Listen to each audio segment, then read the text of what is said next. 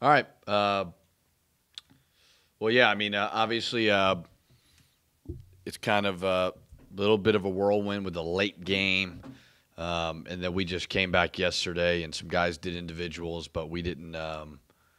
We didn't go real long or anything. Rest was extremely important. We walked through the scout, the game plan.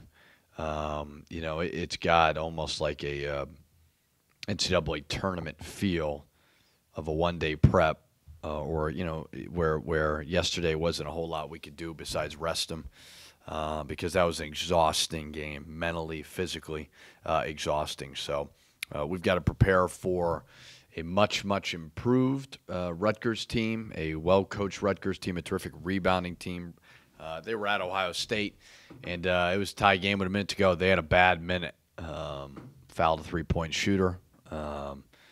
But they are much improved, very, very well coached, and extremely tough. So, a very good defensive team as well. So, tough challenge, and I know our guys will be excited about it. They've got some very good defensive numbers. Should that be a pretty good test for see how the offense is? They're a very good defensive team, and it's all just they've got good size, athleticism, and they play hard. Their coach does a good job. So, that is a challenge. And it's one where we've got to execute properly because they've got good size, and they make you earn every single basket.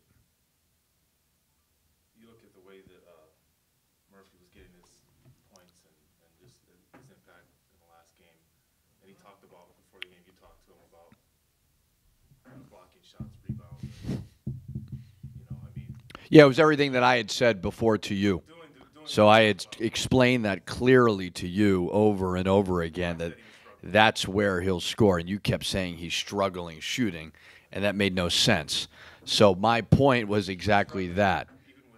He's going to get his baskets the way he got his baskets. And that was my point from day one. And you kept acting like his mechanics were wrong or whatever it may be, but that was not it. That's where Murph is going to do his damage. It's not about necessarily finding touches for him. No, he needs to embrace kind of that junkyard dog mentality, offensive rebounds like he was doing, blocking shots. That's his game, and there's nothing wrong with that. That does not. A lot of people made a lot of money. Kenneth Fareed has made millions and millions of dollars embracing that. Draymond Green, guys like that. So that needs to be his identity. And the other stuff will come in time with development. And, but he can always do those things. And he's a sophomore, so he is. People don't realize, hey, he's still a younger player. Who's not realizing? You. Yeah. They expected this huge jump. Yeah, I think because he played so many minutes last year. And he had a good freshman year. You always think the next step is, okay, good year, great year, right? That's what everybody wants. They want that progression. And it doesn't necessarily always happen that way. And I think Murph's had a good year. I don't think he's had a great year. I don't think he's had a bad year. But, you remembered how you finished. So, when you have a performance like you did last game, Rutgers team's going to say, okay, because Rutgers is a very, very good defensive and a good rebounding team. So Murph's going to have to stand. That resistance is going to be heightened even more. So I've never understood, and you're the one that does it, his shooting's not working, his scoring. That's not Murph's game. Murph's game is what you saw last game. Now, is he going to get 25 and 18, 19? No, he's not going to do that. But that's where he's going to get the majority of his stuff. And, it's that'll continue to be his game until he expands a little bit more. And with Reggie, obviously having presence on the boards as well, defensively, that's probably the best game both of them had defensively and rebounding together. And, obviously 19 rebounds. But what is it with the two of them that when, obviously, the rebounding part of it is what Murphy does well, but with Reggie, he didn't have a great offensive game, but he's capable of getting double-figure rebounds. But sometimes it just I challenged both of those guys. I challenged Murph to block more shots. I said to Murphy, I said, you hardly block shots. Why aren't you rotating blocking shots? So I did challenge him on that. He answered that challenge specifically. And with Reggie, I've always challenged Reggie to rebound the ball. I think Reggie, everybody equates their performance to points. For Reggie, it's points and shot blocks. Where I've got to get him to understand is you should be trying to, if you ever want to play at the next level is about rebounding the ball. Now, blocking shots is good, but you better rebound the ball and guard your position. So he can always get better, but I do think that Reggie is improving. And I think our 4s and 5s are really improving when it comes to rebounding the ball. You think it was big for Nate to have the ball in his hands end of regulation and hit one of those shots, which hadn't happened a couple previous times? Very much so, yeah. I mean, because he's hit big free throws, but big free throws are not as exciting, as other things. But he's hit big free throws. He has hit big shots, but he's the best player. He's gonna have the ball in his hands at the end of games.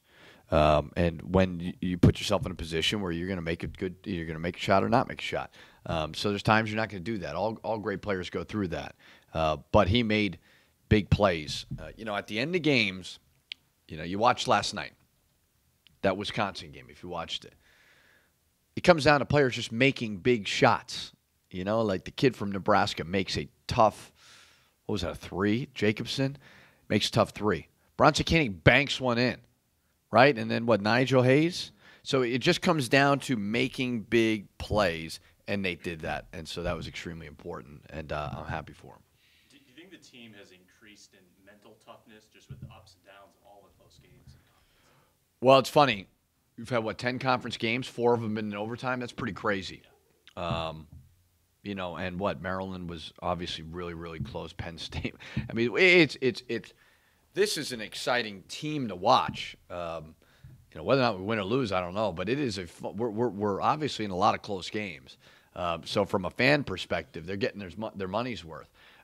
For us, hopefully that helped them mentally get tougher. But we had some moments during that game where we were mentally extremely weak. Like when they were pressing us, our turnovers were inexplicable. And it was back to back to back. And to allow that was sheer mental toughness, and we can't do that. But we did break through, and to go on a 17-5 run there in double overtime showed grit and will because those guys were exhausted. Was it awkward afterwards trying to shake his hand? No. After he was talking to the ref? Yes, it was. Had to wait a couple seconds? It was. Has that happened before? You have to stand there and wait to shake the coach. No, but I'm kind of one of those guys. When I win, I like to talk less. I don't like to be the winning coach who, hey, you're talking forever, because losing, not a losing coach, but when you lose, you don't want to talk to the coach. I don't want to hear about how good I am or we're a great team after you beat us. So I normally try to keep it quick anyway. So I've got great respect for Fran. I consider him a friend. I really like him a lot. So I'm sure I just want to shake his hand, move on. You've been on the end of, I'm not going to try to get you in trouble, but you've been on the end of some officiating that, obviously fans call it controversial decisions by the officials. The Iowa fans are kind of in an uproar about the end of the game. So you're not trying to get me in trouble? Lack of timeouts, stepping out of bounds.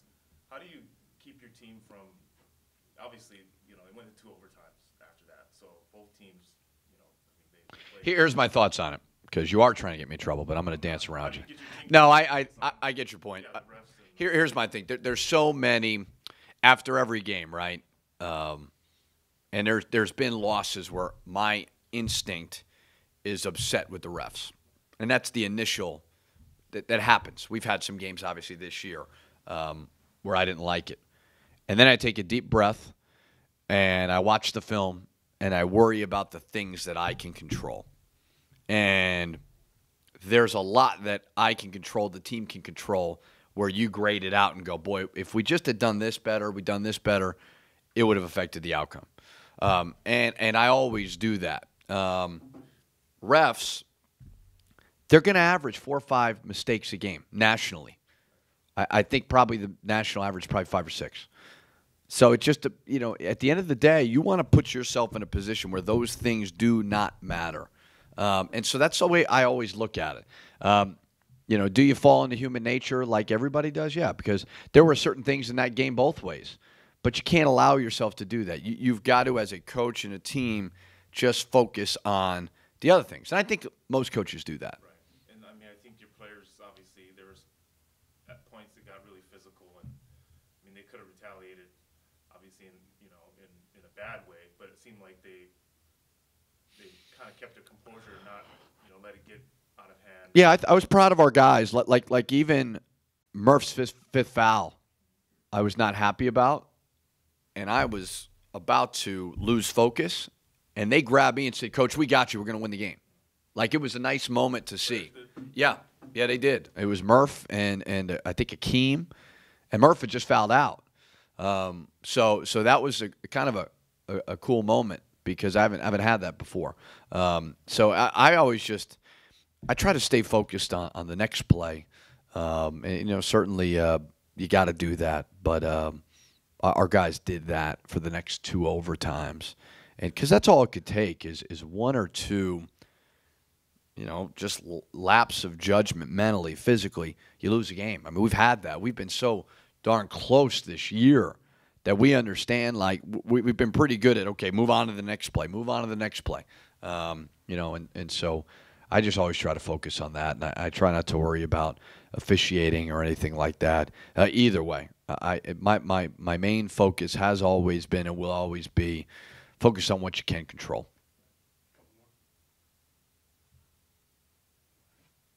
Good? Thanks.